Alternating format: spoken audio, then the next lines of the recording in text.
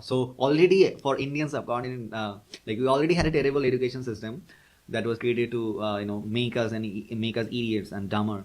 Now with the help of John D. Rockefeller, this system got even more updated to control us. So he created the General Education Board, and he openly stated the purpose that I don't want a nation of thinkers, I want a nation of workers, because that was the goal. Because for him, he had factories and his friends and everyone, like there are other people, Rothschild and everyone. And like the funny thing that I've always encountered when studying all these things, that this thing happened not in secrecy but openly, and people are okay with it because most people didn't even know like these things exist, or some people are doing this or that. Like right now we think that there is internet, so everybody knows everything. Still we are living in the same isolated environments that we had before.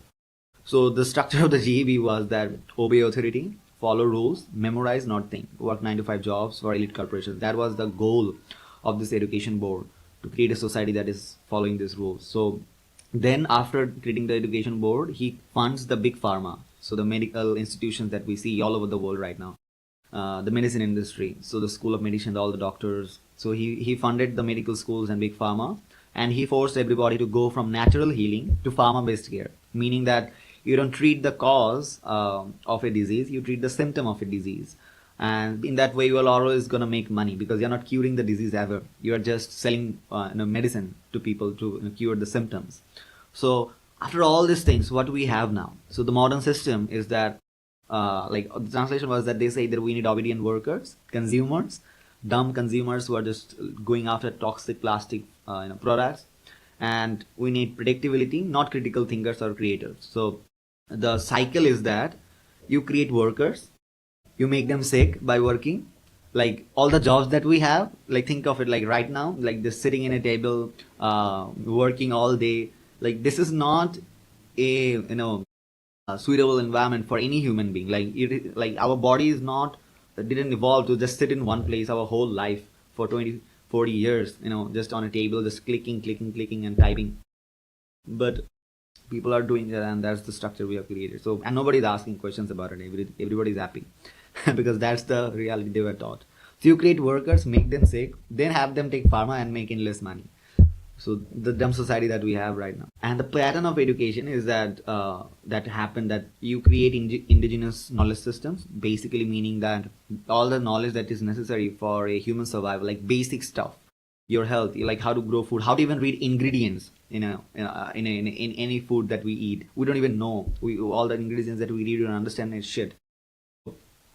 We destroy all the indigenous knowledge system, like from about environment, about our health, about our culture, about our heritage. Destroy all those things. You devalue local languages. That's, we have seen, like English is somehow the language of the higher classes in Indian subcontinents and in African and other countries.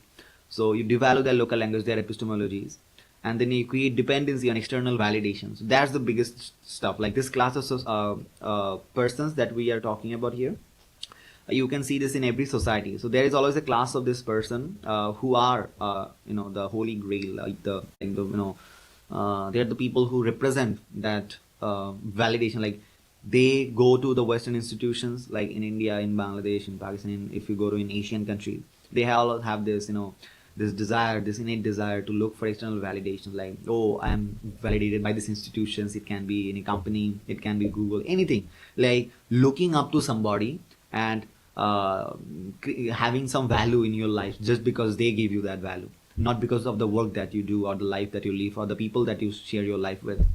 So, and you produce efficient workers, not autonomous thinkers. So this woman, he said very clearly that the school system doesn't want you to know about money because they want to pump out good employees who do what they are told. So just think about it, like ever in our life, in any education institutions, all this knowledge, ever did anyone teach anybody money? And Harvard openly says that we don't talk about money at Harvard. Like how stupid that is.